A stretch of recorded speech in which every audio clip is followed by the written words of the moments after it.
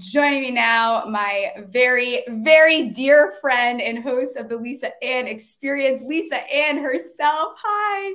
Hello and happy Sunday Fun Day. I'm so excited for the launch of your YouTube channel. I even took the wild chance of promoting it on an IG Live, not realizing that people are extra weird on Sundays. Did not know. I don't normally do a live on a Sunday, so here we are. Here we are. We're learning things that we probably didn't need to know, but again, Sunday makes everyone weird. It's Sunday Fun Day. Maybe they're taking it a little bit too far. Yeah. Like a lot of people blocked, okay? A lot of people blocked. Let's just say that. Easy, I know. Every time I jump in, I see you, and it's like, all right, that's enough. You're blocked. Like, I've had enough. Let's get a normal question in here. Let's talk some best ball or something, not sending creepy messages. We don't need all of that at all. Speaking of small, you were small as well, actually. Like myself, speaking of best ball too, actually, you've been doing a lot of best ball leagues. How are they going? Yeah, I'm at about 40 right now. I'm absolutely loving it because it's such a great reminder of not only, the players that you're going to overdraft. It makes you really think about later rounds. And it's been interesting to see how many players that don't have homes have been getting drafted in early rounds. Like, I understood D-Hop because we knew D-Hop was going to land, but I'm seeing Dalvin Cook go. I'm seeing Zeke go. I'm seeing Fournette go. And I don't know. I mean, best ball, you're not going to change your lineup. You're not going to go to the waiver wire. You do your draft. And that's it. So I guess this is the time to do it. But with players like Zeke in the limited conversation, and with players like your Saquon Barkley, this is Josh Jacobs. This is not a time where running backs can be as fussy. I want to ask you how you feel about how things went down with Saquon, the fact that no more conversations can really be had, that deadline is passed, and what your hunch is on what he's going to do this season. Yeah, and I'm glad you asked that because I don't know that I'll have a guest on today that'll talk the Giants with me. And, I think everyone's been itching. I try to stay out of the drama on Twitter and keep my mouth shut because I think, I will say, I think it's really obnoxious when people, are DMing Saquon, leaving nasty replies. He's still human. He's still he's one of my favorite football players. Can't see right now. His Penn State signed jerseys behind me. I think he's right there. I love Saquon. I love him dearly. It sucks because I think there's a little bit about this agent that probably they should have taken that deal that the Giants offered him halfway through the season. But at the same time, they couldn't have predicted the way that the RB market was going to go and that teams were very abruptly going to be like, we're not paying running backs. That's not happening anymore. It's not going to be the situation. I think Saquon, he's someone who I always imagined would always be a Giant. He's very loyal. He's just a good person overall outside of being a good player. And he wants to remain loyal to the Giants. You've seen him, defend this team to the death at this point.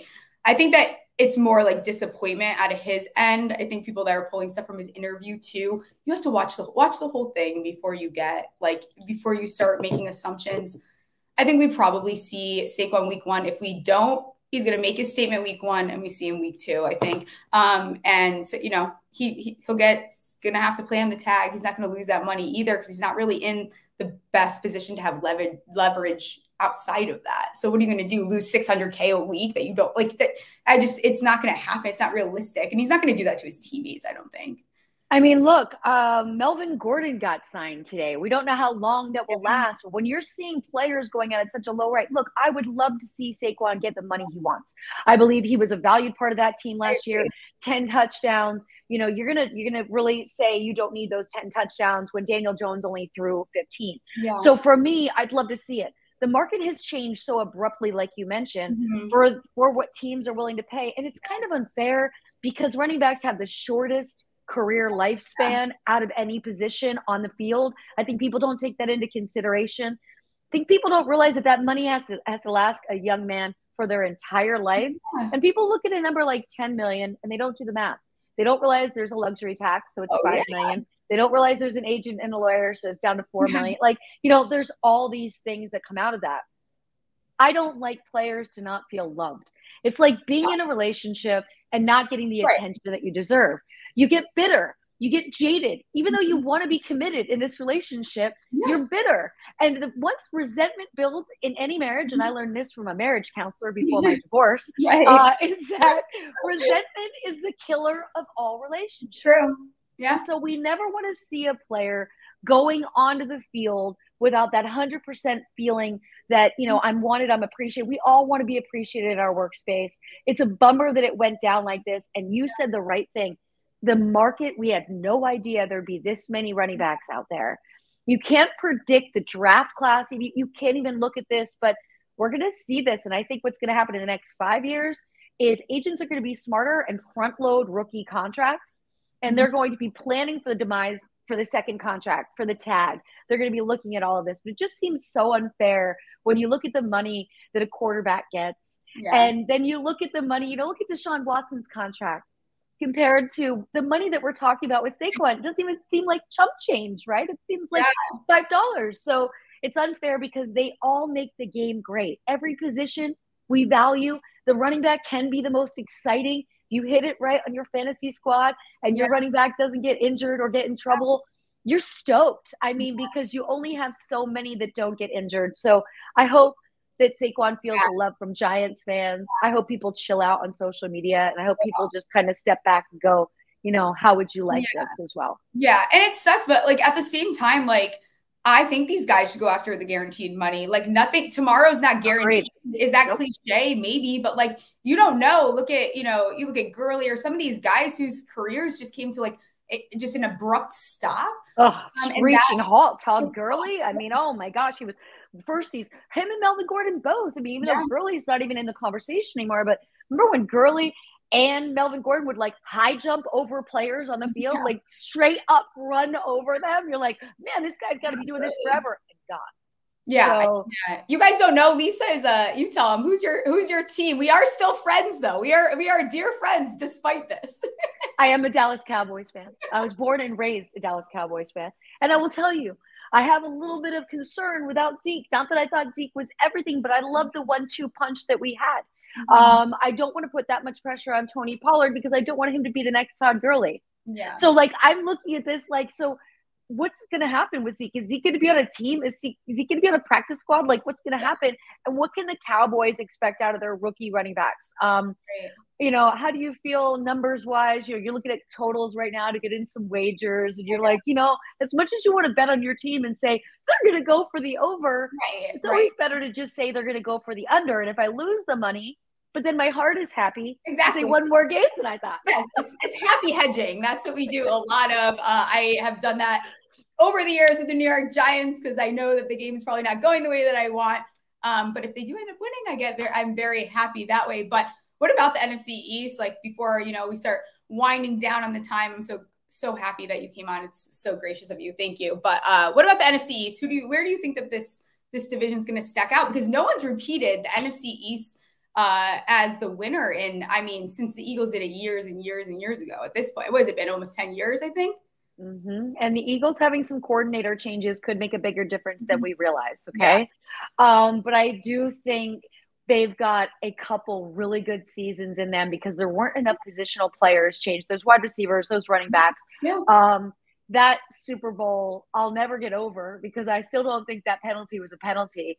And I think the Eagles have a great chance at it again, even though it is less than likely to repeat. I mean, the Cowboys haven't made it past the first round playoff game in since the 90s. Okay. So I'm not worried about us. Right. So who else is left? You know what I mean? Like it's a process. I think the Eagles are going to go really far this year and everything can change with one major injury. We always have to take that into consideration. 100%. And that's the thing when you go about it. And that's why, you know, Sean, you know, from the Sports Gambling Podcast will be on later, but that's why they do a lot of these shows where they look for the value because there's value on a lot of these numbers due to the fact that we can't predict injury. So if someone goes down, that changes the trajectory of a team's entire season. It takes one player to get hurt. And that's not the team that you were betting on originally in the beginning of the year.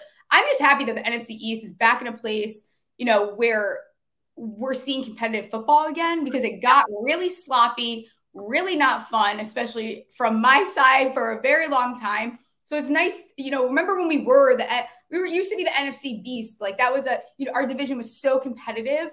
And I'm happy to see that returning back.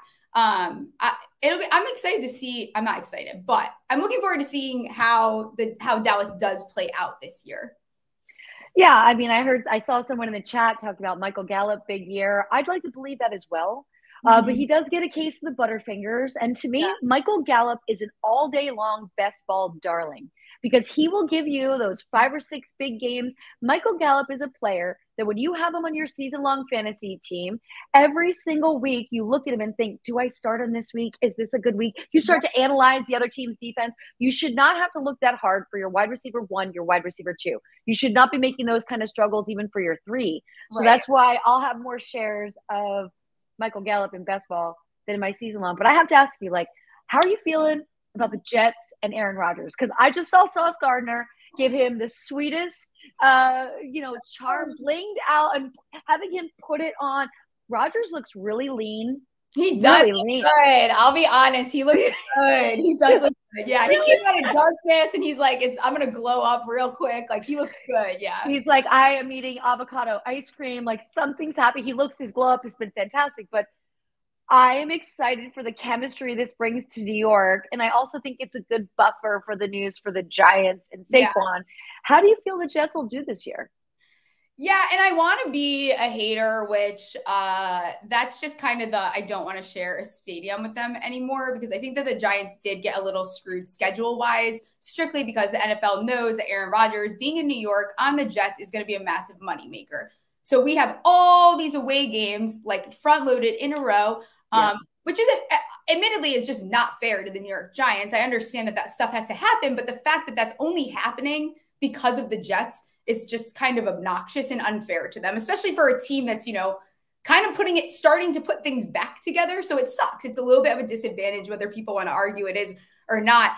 I think that they will find success. The thing is their defense alone should take additional strides next year too. So then you add in Aaron Rodgers. I do think that they're in a hard conference where is there, a situation where they don't make the playoffs? Maybe, because there's a lot of good teams over there and you look at their division alone. So I think they will find a lot of success. I'm excited to see what Aaron is able to make happen. It's going to be, I think people in fantasy are going to be a little bit disappointed if he decides he's going to stick with Lazard and that's going to be his guy rather, going to Wilson and stuff. But it seems like the guys are rallying around him. And I think that the Jets, despite, there being, I don't consider it a rivalry the way that everyone else does. I would love to get to that game. I don't see it that way. Like, it's New York. I will root for the Jets. I've never seen it as like whatever. The Jets also have never really been good so it's never been a competition to me, but I'm excited for them to find success. Like, their fans deserve that.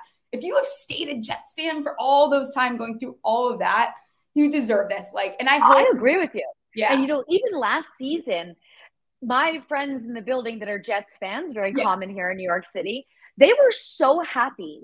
Even if they would have lost the last 5 games, even with the quarterback chaos going on, they were so happy over their defense. Every win to them is like 10 seasons of wins. Yeah. So they enjoy it. But what you said earlier about the away games, what's unfair about that too is the rest of recovery for players. Traveling that much is really hard on a player's body. And that's why they used to be spaced out much better because you got to figure the inflammation. You've got to figure the different training facilities. Not all locker rooms and facilities are created the same for the away teams. That's intentional, but it is a disadvantage.